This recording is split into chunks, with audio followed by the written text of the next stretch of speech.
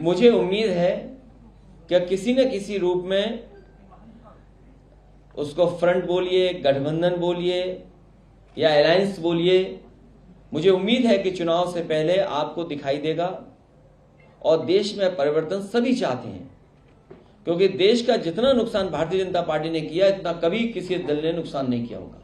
तो त्रिकोण बन रहा है, आप कह रहे हैं कि राजनीति में राष्ट्रीय स्तर पर त्रिकोण बन रहा है, जिसमें एक थर्ड फ्रंट अलग होगा, कांग्रेस का अलग होगा। देखिए, ये बात अभी कैसे मैं क्या कहूं।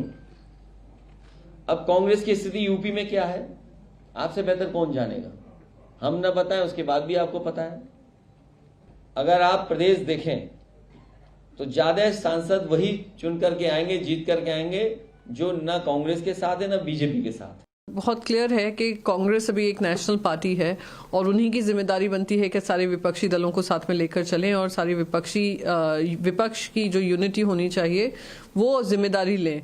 और अगर जिम्मेदारी नहीं ले पाते हैं तो डिफरेंट कोलिशंस के आधार पर लोग आगे बढ़ेंगे ही, क्योंकि सब जानते हैं कि महत्वपूर्ण ये है कि हमें एकजुट होकर ही लड़ाई लड़नी है।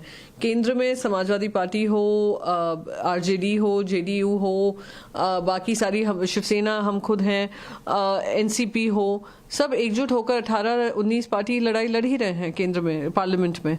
तो ये आने वाले समय में लोकसभा के चुनाव में फेरबदल होती रहेगी, आपस में संवाद होता रहेगा।